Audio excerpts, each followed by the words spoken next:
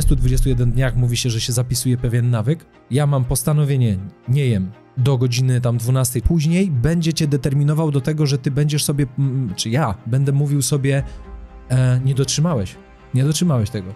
Zjadłeś kawałek gruszki. I wiecie, co ja zrobiłem z tą gruszką? Wyjąłem ją. Staję na siłowni i czasami mnie Klaudia mówi tak, a chce ci się? A ja mówię, nie, ale ja wiem, że zaraz, że im szybciej to zrobię, tym później jest po prostu przyjemniej. Ludzie, mam wrażenie, myślą, że te okazje, one są za rogiem. Nie? I że ogólnie, że jeżeli chcesz znaleźć okazję taką inwestycyjną na takich rynkach, to za chwilę ktoś ci ją przyniesie. Gościem dzisiejszego odcinka jest Rafał Jojko, planer finansowy z 8-letnim doświadczeniem, ekspert finansów osobistych, inwestycji, pasjonat psychologii i wierny kibic reprezentacji Polski w wielu sportach. Partnerem kanału jest Metamorfoza Finansowa. Pierwsza w Polsce bezpłatna platforma edukacyjna o finansach osobistych. Już dziś zadbaj o swoją wolność finansową. Przejdź swoją przemianę i dołącz do wyzwania 6-miesięcznego. Link do bezpłatnej platformy znajdziesz w opisie pod filmem. Cześć, z tej strony Grzegorz Kusz, witaj w pierwszym odcinku, który nagrywamy fizycznie w nowym roku. Ze mną dziś jest Rafał Jojko. Cześć Rafał. Cześć. Nowy rok, no to oczywiście postanowienia. U wielu z Was, nawet jeśli nie zapisywaliście albo nie zaczęliście realizować ich 1 stycznia, jak wielu Polaków, wielu ludzi na świecie, ale myślę, że planujecie ten rok poprawić w stosunku do roku poprzedniego i myślę, że wielu z nas to ma. I dzisiaj o tych postanowieniach noworocznych troszkę sobie porozmawiamy, ale w kontekście finansów właśnie, czyli postanowień takich finansowych, jakie te postanowienia są, jakie błędy się pojawiają, a myślę, że odpowiednim, a może nawet idealnym kandydatem do takiej rozmowy właśnie jest Rafał, który na co dzień pracuje z klientami, pracuje z Polakami, którzy te finanse poprawiać chcą i czasami ta zmiana jest zbyt duża albo zbyt źle zaplanowana u nich i pojawiają się różnego rodzaju rozczarowania lub sytuacje, historie. Tych historii dzisiaj będzie bardzo dużo i zanim zaczniemy, chciałbym do Was taki apel jeszcze skierować, bo my również mamy swoje postanowienie noworoczne, żeby jak najszybciej dobić do 500 000 subskrypcji. Także prośba do Was, żebyście to paliwo nam wrzucili do działania, żebyście dali suba, żebyście napisali komentarz albo dali lajka na sam początek tego filmu. Po prostu on pójdzie dalej. Rafał, tak. Mamy nowy rok, mamy te postanowienia. Dlaczego w ogóle ten temat? Dlaczego on jest tak ważny? Dlaczego postanowiliśmy, żeby nagrać o tych postanowieniach noworocznych w kontekście finansów? Akurat te finanse, dlaczego są takie istotne? No, z perspektywy finansów mamy różne postanowienia. Kiedy rozmawiam z ludźmi, no to zaczyna się od tego, że chcę lepiej zarządzać budżetem, czyli w domyśle chcę mieć więcej środków finansowych w domu.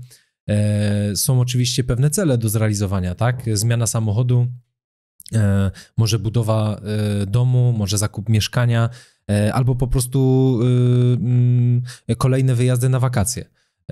Są też postanowienia, które uważam, że są bardzo istotne, czyli co mogę zrobić, żebym zarabiał jeszcze więcej, tak?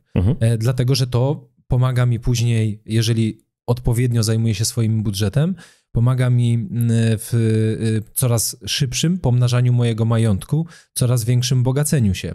Więc wstępuję wtedy na drogę bogacenia się. Ważne, tak jak my o tym rozmawiamy, żeby było w ramach zagwarantowania sobie bezpieczeństwa finansowego.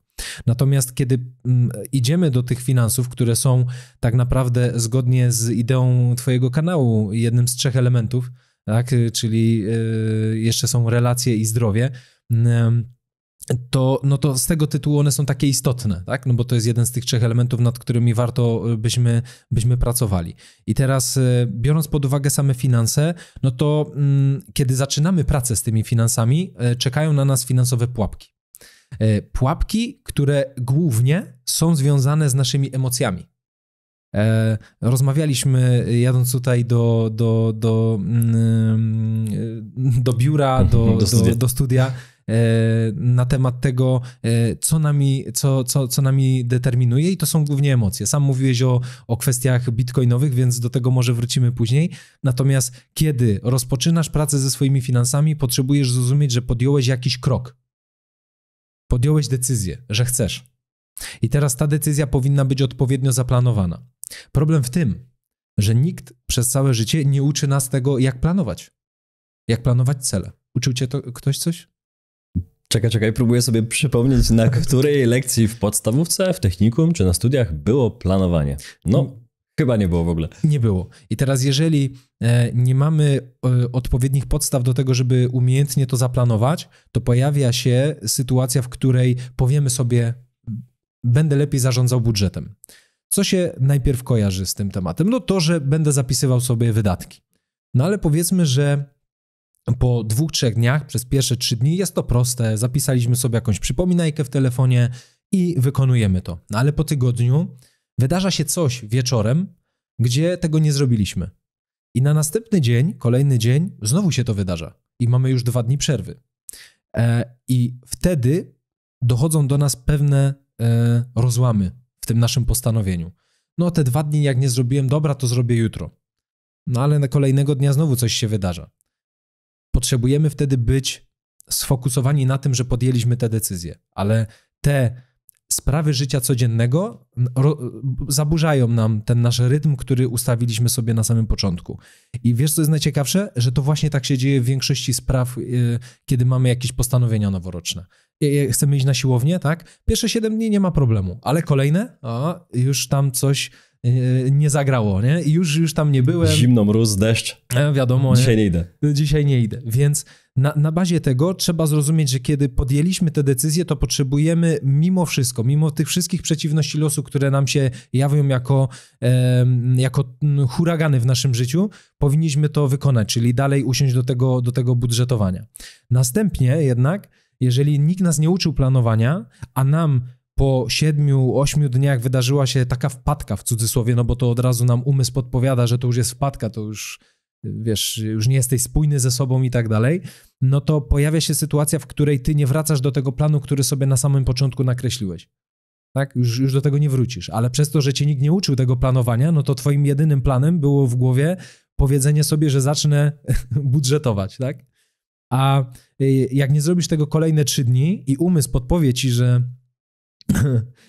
już jesteś nieskuteczny, że Rafał czy Grzegorz, no powinieneś to zrobić, ale nie zrobiłeś, sam się zniechęcasz, czyli sam stajesz się dla siebie największym katem świata, no to po jakimś czasie przychodzi rozczarowanie, a potem uważasz, że po co będę robił te plany? No i spotkamy się na koniec tego roku z kolejnymi marzeniami i planami na kolejny rok. Łatwo powiedziałeś, bo opowiedzieć tę sytuację jest bardzo prosto, że powinniśmy mimo tych huraganów codziennych, które się wydarzają, mniejszych czy większych, każdy z was ma przecież jakieś Mount Everesty każdego dnia czy tygodnia na pewno. Ty też przecież jesteś po raz drugi ojcem, zostałeś, gratuluję tutaj oficjalnie, myślę, że to jest ważne.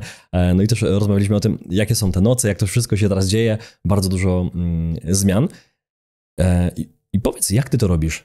No bo jeśli ja słyszę, że ty słyszysz, że klienci czy nasi widzowie i część mówi, no mi się coś wydarzyło, to ja dzisiaj już przestałem dbać o mój budżet, już nie zbieram paragonów, albo już nie wpisuję do aplikacji, albo już nie robię tych działań, które sprawią, że ten mój budżet będzie pod kontrolą, bo na przykład 2 dni mi wypadły, bo u mnie jest trudniej, a ty mimo tych wszystkich twoich działań, mimo tego, że masz 2 dzieci, ogarniasz dom, te wszystkie rzeczy, firmę i tak dalej, jeszcze masz czas na nagrania, to powiedziałeś, że swoje wyzwania zdrowotne ogarniasz, że to ogarniasz.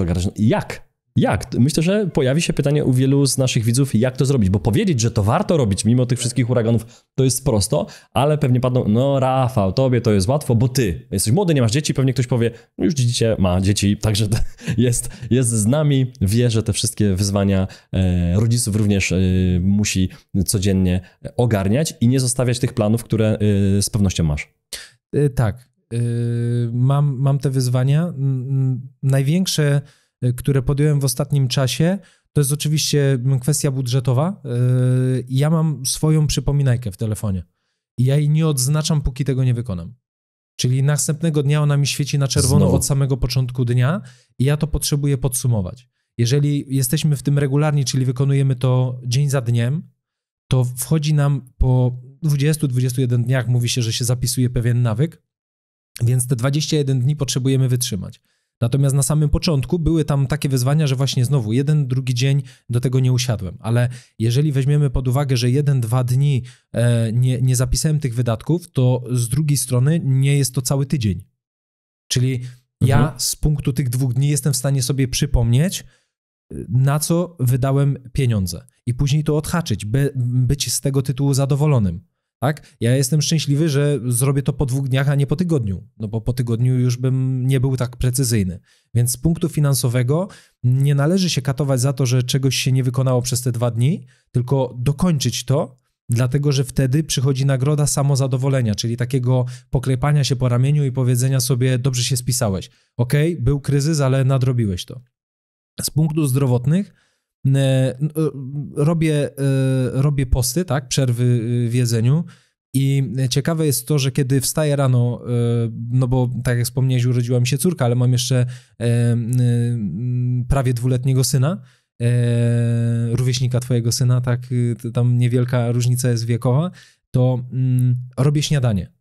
No i teraz ja śniadań nie jem, ja jem dopiero po 12, czasem po 14 w zależności, ale z samego tego tytułu powiem wam, że najciekawsze takie spostrzeżenie miałem w swojej głowie, kiedy robię mu śniadanie, robiłem jakąś owsiankę tam z gruszkami, nie? I pokroiłem te gruszki, część została i była taka sytuacja, że ja biorę i ten kawałek tej gruszki automatycznie, bo to był automat. Ja nawet się nad tym nie zastanawiałem. W głowie był automat. Wkładałem do buzi, żeby to zjeść po prostu, nie? Bo kawałek gruszki został. Co to jest? Ale właśnie ten kawałek gruszki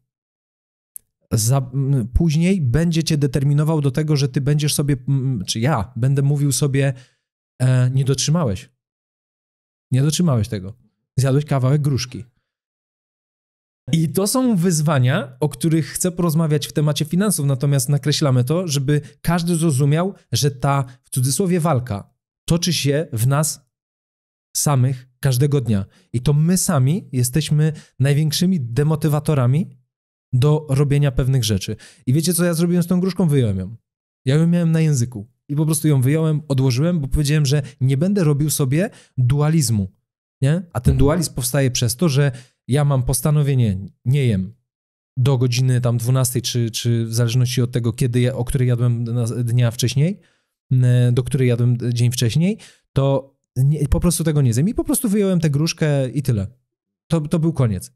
Świetnie się wtedy czułem. Więc nawet jeżeli w danym dniu, już z perspektywy finansów, nie zapisałeś sobie wydatków, następnego dnia to powinno ci świecić na czerwono i mobilizować cię i jednocześnie warto, żebyś do tego usiadł. I nie demotywuj się tym, że ojeju, nie zrobiłem tego, co ja tam wydałem. No usiądź, zostaw na przykład telefon na chwilę, zastanów się przez 10 minut, przeanalizuj dzień, który był dzień wcześniej, tak? Co się wydarzało dzień wcześniej, o to mi chodzi.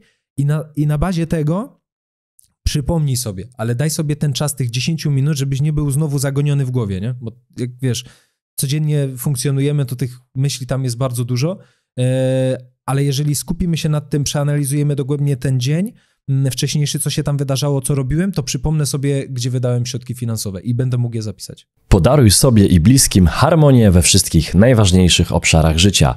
Wybierz nasz wyjątkowy pakiet książek w promocji i odkryj, jak żyć pełniej. Odwiedź naszą stronę, link znajdziesz w opisie pod tym filmem. No to są na pewno pułapki nie tylko finansowe, ale tutaj takie mentalne, myślowe, emocjonalne w głowie każdego z nas. Ja pamiętam moje, już zaraz będziemy wracać do tych pułapek finansowych ludzi, z którymi pracujesz na co dzień i widzisz to i to będzie pewnie ciekawe, równie ciekawe. Ja pamiętam, jak wstaję na siłownię i czasami moja Klaudia mówi tak, a chce ci się?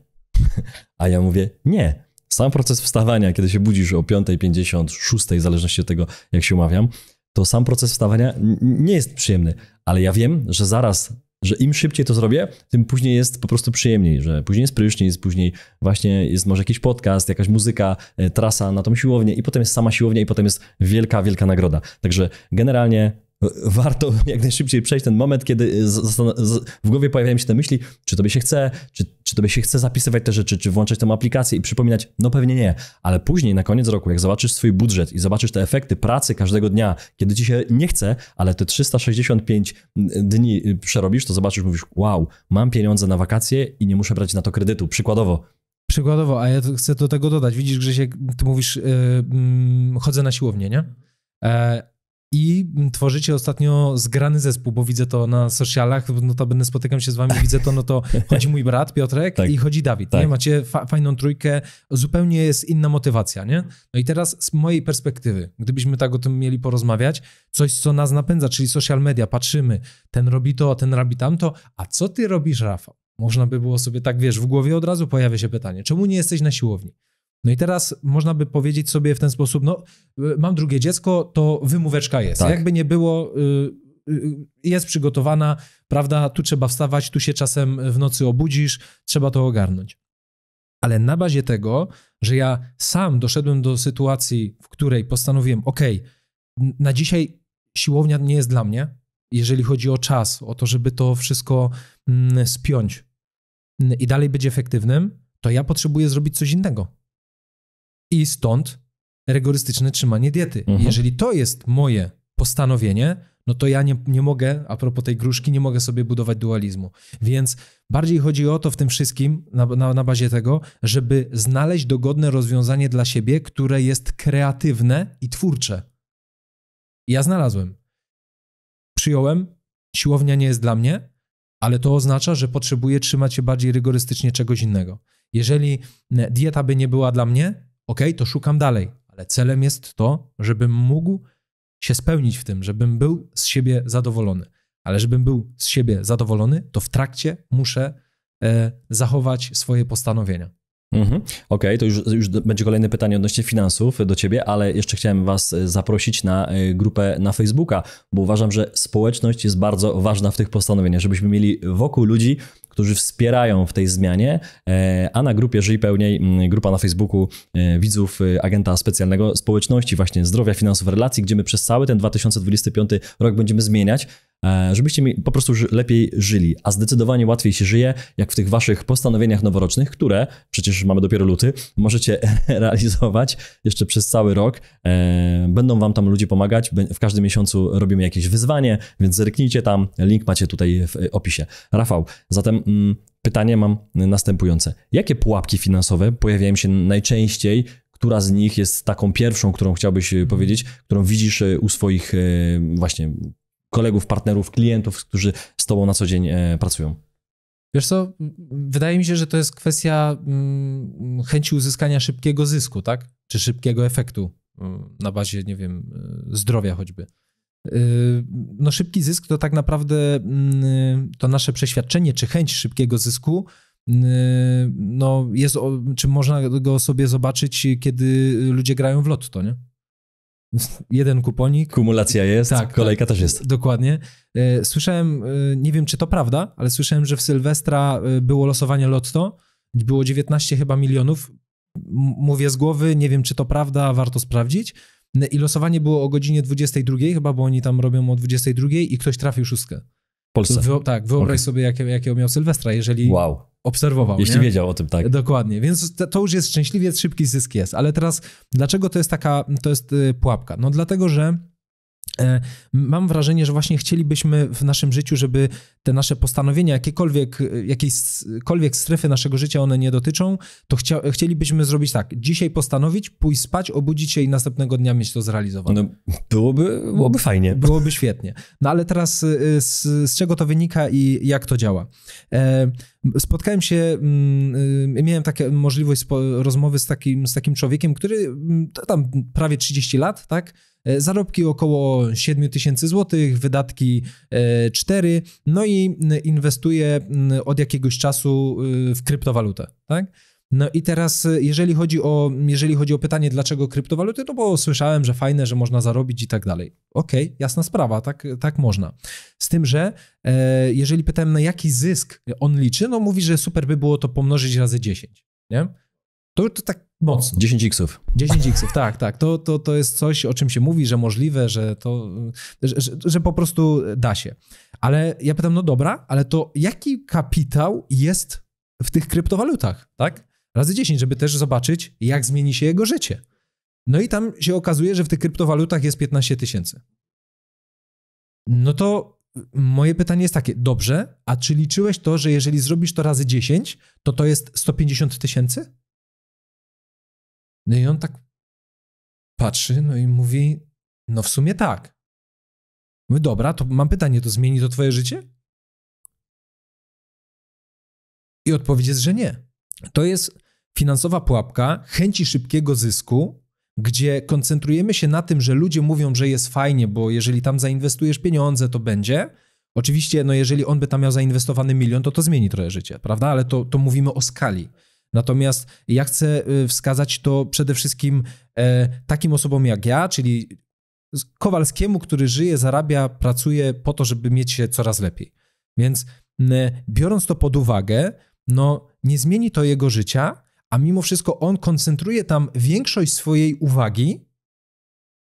Tu spadło, tam wzrosło, tak? Prawda? Ostatnio też żeśmy rozmawiali o tych wahaniach. Tak. Więc tu wzrosło, tam spadło. On tam koncentruje swoją uwagę, zamiast zastanowić się być może nad tym, czy nie lepiej byłoby zmienić pracę albo zastąpić ją taką, która umożliwia mi, może otworzyć biznes, która umożliwia mi z roku na rok zwiększanie swoich zarobków nawet o 30%. No bo zastanówmy się, czy normalnie pracując na etacie mam możliwość zwiększania swoich zarobków o 30% rok do roku. Ja nie spotkałem. Myślę, że są jakieś takie pojedyncze przypadki, pewnie są, ale nie jest to standard. Dokładnie. To się nie dzieje. Zresztą dostałem wczoraj taką wiadomość od jednego z was i dotyczyło to właśnie sytuacji, czy dbasz o swój dochód, czy poszedłeś po podwyżkę w kontekście tych zmian inflacyjnych, które się wydarzyły w ostatnich 4 latach, gdzie Dawid mówił, że to było 30 kilka procent spadku wartości pieniądza. Czy poszedłeś chociaż o podwyżkę, o taki poziom? No i ten człowiek napisał, że się nie da, że po prostu tam są zarobki na tym samym poziomie i nikt nie daje takich podwyżek o 30%, będąc na etacie akurat w tej branży, więc dostaliśmy odpowiedź wprost od was. Tak, no więc to tylko i wyłącznie pokazuje, ale faktem jest to, że no nie wrzucamy wszystkich do jednego worka, tak. Potencjalnie takie możliwości będą. Na pewno takie możliwości są, jeżeli prowadzisz własną działalność gospodarczą. Po prostu, dlatego, że jesteś kreatorem i twórcą, a to umożliwia jeszcze większe wzrosty. No i teraz a propos jeszcze działalności gospodarczych, żeby dać kolejny przykład takiego chęci szybkiego zysku, no to spotkałem się też z przedsiębiorcą, który powiedzmy miał tam około 500 000 złotych do inwestycji. Natomiast co jest bardzo istotne, takiego przedsiębiorcy, który no, dochodowo tam gdzieś 20 000 złotych miesięcznie ma, przede wszystkim szukał okazji. Nie? Szukał, takich perełek i tak dalej, które od razu 100% wzrostu i tak dalej. Natomiast rynek kryptowalut go akurat nie interesował, więc trzeba było szukać coś innego, tak? Rozmyślał o czymś innym. I teraz co jest dla mnie bardzo istotne. Wiele mówi się o tym i przez ostatni czas mówiło się o tym, że jeżeli chcesz inwestować, jesteś przekonany do nieruchomości, do gruntów, no to najważniejsza jest okazja, nie? Bo taniej kupię, drożej sprzedam, podstawowa zasada bogacenia się. Z tym, że z tym też jest tak, że ludzie, mam wrażenie, myślą, że te okazje, one są za rogiem. Nie? I że ogólnie, że jeżeli chcesz znaleźć okazję taką inwestycyjną na takich rynkach, to za chwilę ktoś ci ją przyniesie. Prawda jest taka, że kogokolwiek nie słucham, kto pracuje czy działa w branży na przykład nieruchomości, to te okazje trzeba wychodzić. Po prostu za tymi okazjami trzeba chodzić. I są ludzie, którzy chodzą za tymi okazjami czasem 2 lata. Więc jeżeli nie mamy tej informacji w głowie, ale jednocześnie internet podsyła nam wiele różnych takich informacji, tak, że tu jest okazja, tam jest okazja, to na pewno. Potrzebujesz znaleźć to, żeby określić to okazją i wiele osób pracujących czy działających w nieruchomościach nam to mówi, to mam wrażenie, że wpadamy znowu właśnie w taką pułapkę przeświadczenia, że my możemy się szybko na takich inwestycjach dorobić. A to nieprawda. Z każdą osobą, notabene sam Trader21 o tym mówił u ciebie na kanale w jednym z wywiadów, że jeżeli chcesz znaleźć okazję na kupienie ciekawej działki, na przykład pod budowę własnego domu, to ty powinieneś wsiąść w rower i jeździć po okolicy i po prostu podchodzić do ludzi, którzy tam mają te działki, które ci się podoba, bo tych działek po prostu nie ma wystawionych. Więc jeżeli koncentrujesz swoją uwagę i atencję i czas na to, że szukasz okazji na OLX-ie, czy na Otodom, czy gdziekolwiek, to tam jej nie znajdziesz. Prawdziwe okazje są tam, gdzie my damy do tego swój czas. Czyli znowu porównując to do pierwszego przykładu. Wszędzie tam, gdzie damy swój czas, mamy możliwość stabilnie budować swój majątek. Wszędzie tam, gdzie zaangażujemy się, a nie będziemy czekać na tę okazję albo to, że nam ktoś powiedział i na takich szybkich dealach to zarobimy, to się nie dzieje, dlatego że to nie jest trwałe. Lotto. Tak, od tego zaczęliśmy, więc tym skończmy ten przykład. Nie jest to trwałe. No, ludzie, którzy szybko się dorobią, czyli jeżeli ta osoba zarabiała do tej pory 8 000 złotych, ta, która wygrała powiedzmy Sylwestra T19, jeżeli to prawda i te liczby się zgadzają, no to jeżeli ona zarabia 8 000 złotych i dostanie nagle 19 milionów na konto, nie ma takiej możliwości, że ona to zrozumie. Chyba że będzie miała w swoim otoczeniu odpowiednie osoby. Z tym, że to o tym też słyszałem, że wtedy raczej się wycofujemy z otoczenia, bo w większości przypadków widzimy tych ludzi jako tych, którzy nam chcą zabrać te pieniądze, a niektórzy nam chcą pomóc. To dwie historie w odniesieniu do tego, co powiedziałeś. Pierwsza, Wojtek Goj. Polecam odcinek z Wojtkiem Gojem u nas na kanale. 2 takie odcinki. Wojtek również, szukając działek inwestycyjnych w okolicach Podhala, Zakopanego i tamtych wszystkich wiosek z widokami, to są często, przeważnie albo nawet zawsze działki z pięknym widokiem, powiedział, że rower to jest to, a czasami nawet gumowce, bo rowerem się już nie da wjechać. Dosłownie to są takie miejsca i tam nie dojedzie agent nieruchomości Mercedesem, no bo nie dojedzie, bo tam nie ma drogi, tylko trzeba dosłownie tam dojść, znaleźć tego gazdę, bacę czy tam właściciela, usiąść z nim, zapalić fajkę, a czasami coś więcej, żeby dostać informację lub żeby z tobą chciał rozmawiać pod kątem właśnie sprzedaży. To jest pierwsza, a druga historia z Niemiec, dostałem od Kamila, naszego widza, że wygrał w lotto bardzo dużo w Niemczech jeden gość i założył Instagrama, i zaczął pokazywać właśnie, jak wydaje te pieniądze. I to był gość, który kupił najdroższe nieruchomości, kupił najdroższe samochody i pokazał ogromny konsumpcjonizm. Ja tam nie widziałem i nie słyszałem o tym, żeby on mówił właśnie o zabezpieczeniu, o bezpieczeństwie, o przyszłości, o inwestowaniu, tylko oczywiście ktoś powie, no jasne, te nieruchomości są inwestycją, no ale ja sobie myślałem, wszystkie te auta, które on kupił, no nie są przecież inwestycją, no bo są pasywem co miesiąc, wyciągając pieniądze z portfela tego gościa. On się nazywa jakoś Chico. Znajdziecie, to jakby bardzo, bardzo głośna historia w Niemczech o tym, że wzbogacił się i wszystko, albo większość wydał tych pieniędzy już, więc co społeczeństwo zobaczyło na jego przykładzie, że jak mam wygrać, to mam wszystko wydać na luksusy i to jest gościu stosunkowo młody, około 40 lat, jakby to, wiecie, miał 90, powiedział, ale ja już jestem na końcu życia, to ja muszę to kupić sobie, pożyję i tak muszę zrobić. Także wracam do tego. Idźmy, Rafał, do kolejnych pułapek, które widziałeś czy słyszałeś podczas rozmów klientów, widzów naszego kanału, którzy się przecież zgłaszali do metamorfozy finansowej. No ja słyszałem tych historii wiele, a dzisiaj jest ten czas, żebyśmy je podsumowali. Myślę, że kolejna pułapka to nadmierny optymizm po prostu, tak? Czyli przeceniamy czasem swoje możliwości, czy to te analizy, których dokonaliśmy. No i tutaj jest to szerokie spektrum rzeczy, o których możemy rozmawiać. W pierwszej kolejności rozmawialiśmy już o na przykład działalnościach gospodarczych. Czyli powiedzmy, mam 30 lat, czy jest osoba, która ma 30 lat, pracuje na etacie i jest w czymś dobra, tak? Powiedzmy jakieś wykończenia wnętrz i tak dalej. Pracowała u kogoś. No i teraz stwierdza, że mojemu szefowi to fajnie idzie, zlecenia non-stop są, więc ja też widzę, że jestem dobry w tym, szef mnie chwali, jestem dobry jakościowo, wykonuję bardzo dobrze swoją pracę, więc otworzę swoją działalność. No i teraz bardzo często działa to w ten sposób, że nie liczymy, przez to, że nikt nas nie uczy tego, że jeżeli ja dostaję kwotę netto na konto, to jest jeszcze brutto i brutto pracodawcy. Mhm. I nie umiemy sobie tego policzyć, nie wiemy, ile tego faktycznie jest, przez co później, kiedy taki przedsiębiorca, a już słyszałem o takich, wylicza sobie to, ile weźmie za robotę, no to wchodząc na rynek jest troszeczkę tańszy, prawda? Chce się wykazać, bierze pierwsze rekomendacje, jest kontynuacja, potrzebuje zagwarantować sobie tych klientów. I teraz w takim przypadku, kiedy mamy nadmierny optymizm z punktu prowadzenia działalności, występują dwie rzeczy. Pierwsze, od razu mamy jakichś klientów, bo robiliśmy coś jeszcze pobocznie. To jest to, co najczęściej zauważyłem, tak? To mówimy. Czyli klientów mam, ale nie umiem sobie tego policzyć. I teraz czasem wychodzę ze zbyt małą ceną, z zbyt niską ceną, gdzie potem stwierdzam, gdzie są te pieniądze, czyli ja robię, ale tych pieniędzy nie ma. Miało być tak fajnie, a nie jest. A drugi temat to jest taki, że rzucają pracę tu i teraz, mają jakąś małą rezerwę finansową, ale nie mają klientów. I bardzo często działa to w ten sposób, że przez to, że są dotacje, wiesz, na rozpoczęcie działalności gospodarczej, szukają tego, te osoby. Natomiast znowu nie umieją sobie tego policzyć, kupują najlepszy sprzęt, czyli mają świetny sprzęt, ale nie mają klientów. Czyli nie ma źródła zarobkowego, żeby to później opłacić.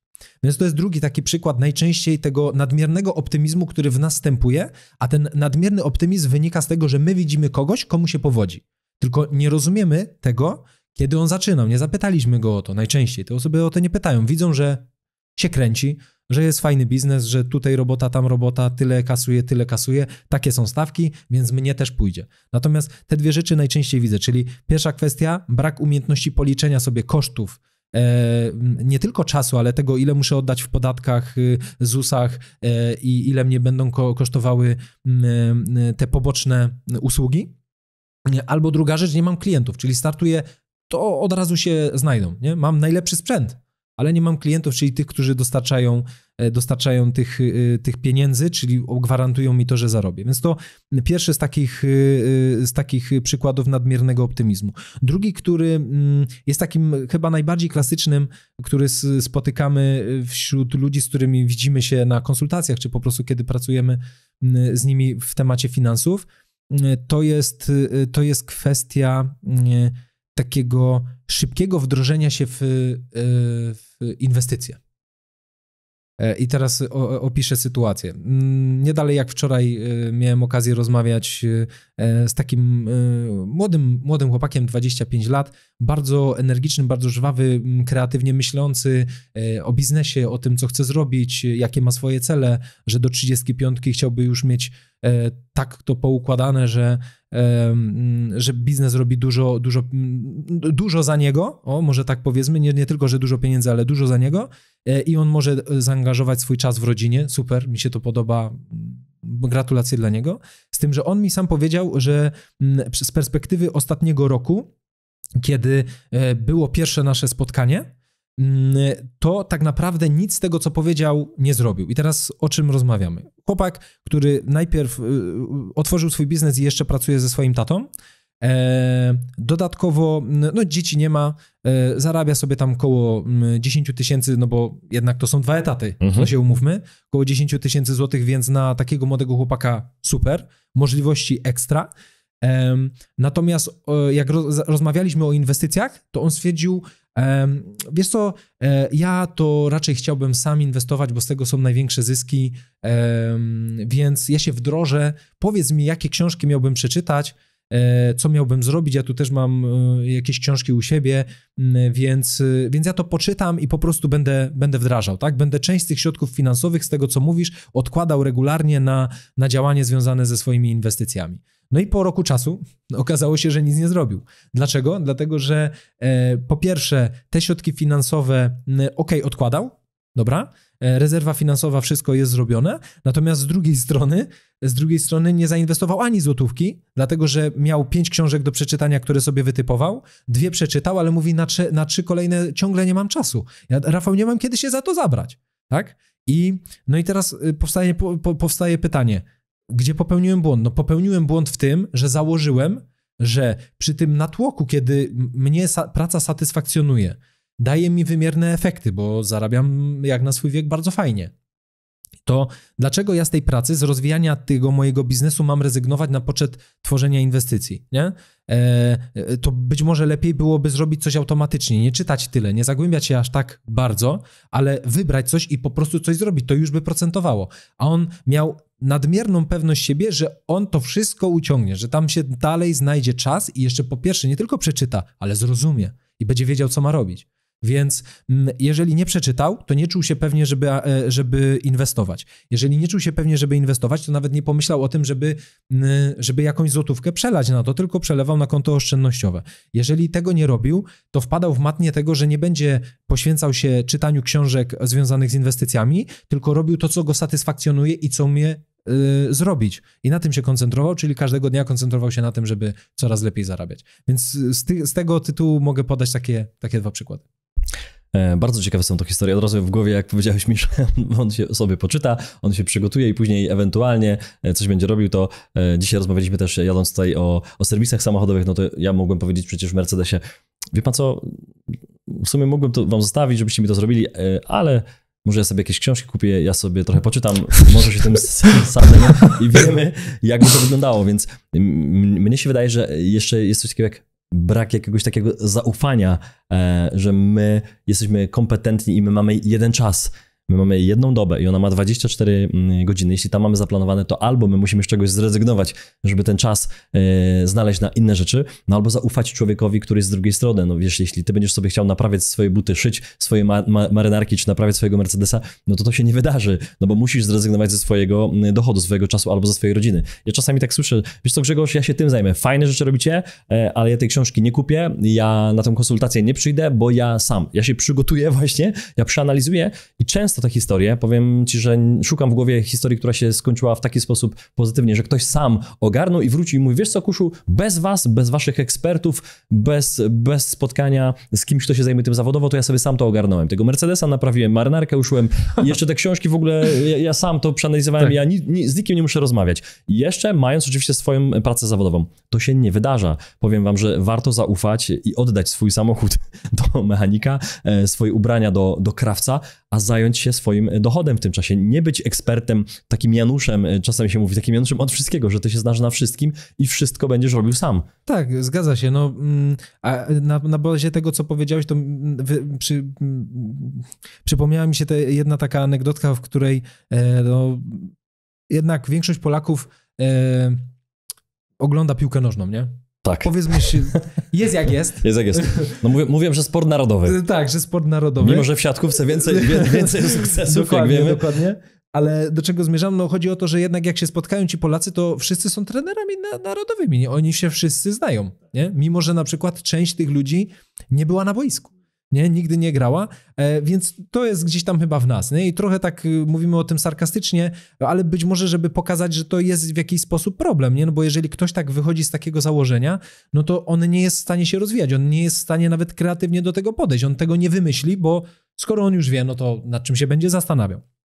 Ale a propos tego, co mówisz, to dla mnie w tym przykładzie tego człowieka była najważniejsza jedna rzecz, że on po tym roku, jeżeli w zeszłym roku nie chciał zaufać, stwierdził, że ja zrobię sam i tak dalej, to po tym roku zrozumiał, że kogoś potrzebuje. I potrafił wrócić. To jest taka analiza wsteczna. Myślę, że Einstein o tym mówił. Tak. Teraz zobaczcie, to jest w ogóle ciekawe, że jeśli ten rok, który minął, przeanalizowaliście już i widzicie, że pewne wasze działania, obojętnie czy sami je wykonywaliście, czy wykonywaliście je z kimś innym, ale nie doprowadziły was do miejsca w relacjach, zdrowiu czy finansach, do tego miejsca, w którym chcieliście być, to jeśli będziecie w tym roku, 25, robić to samo, no to myślę, że wiecie, jaka jest odpowiedź i jakie będą efekty w grudniu 25.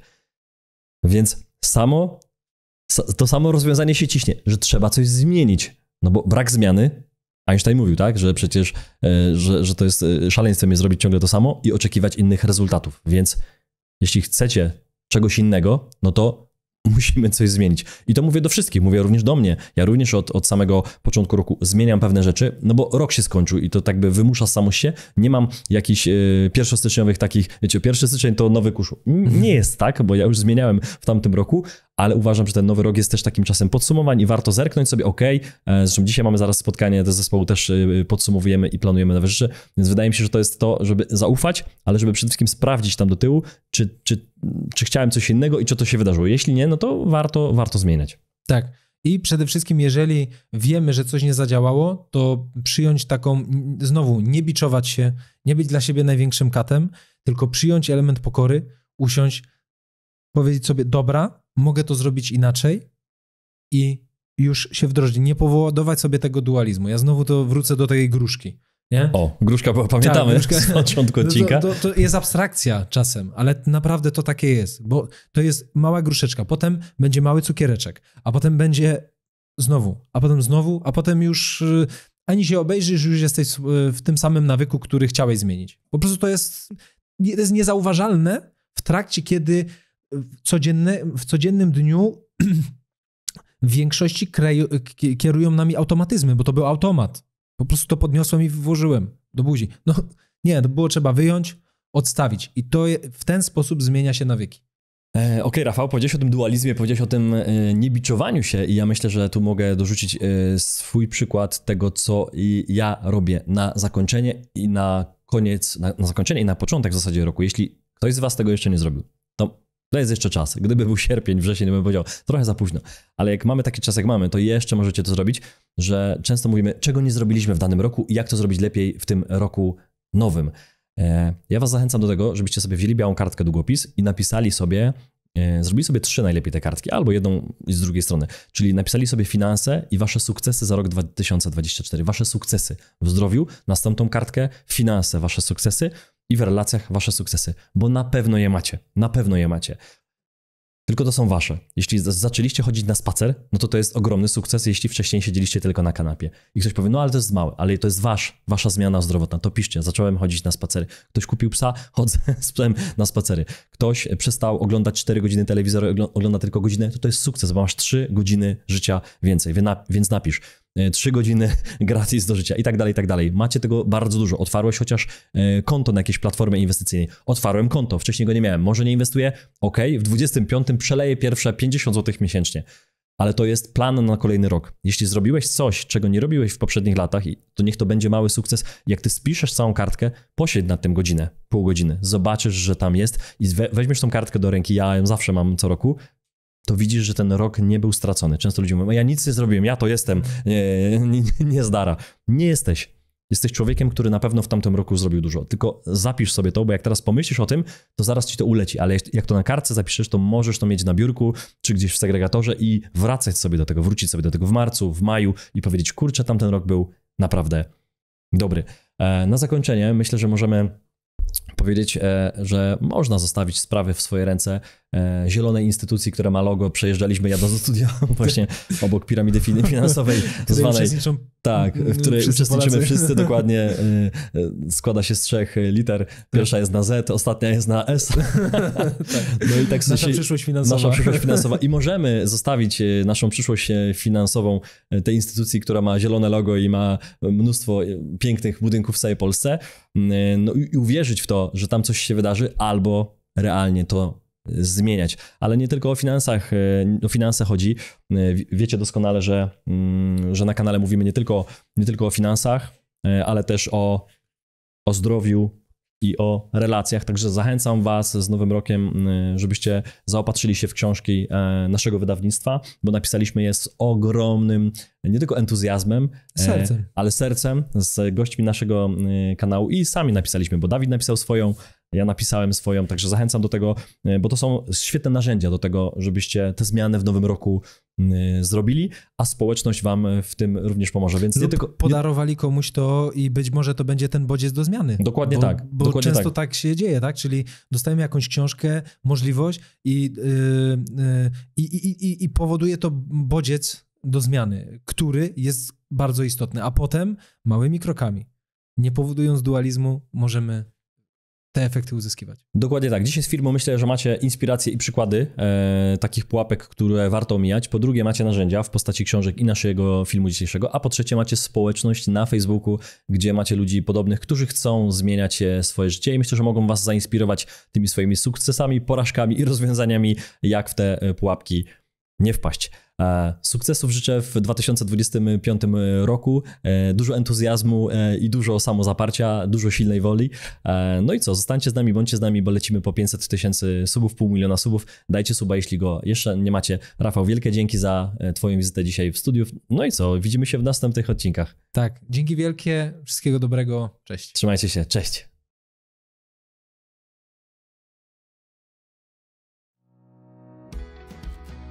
Mam nadzieję, że ten film był dla ciebie wartościowy. Jeśli ci się spodobał, zostaw łapkę w górę, daj komentarz i subskrybuj nasz kanał, aby nie przegapić kolejnych materiałów. Dzięki, że jesteś z nami. Do zobaczenia w kolejnym odcinku.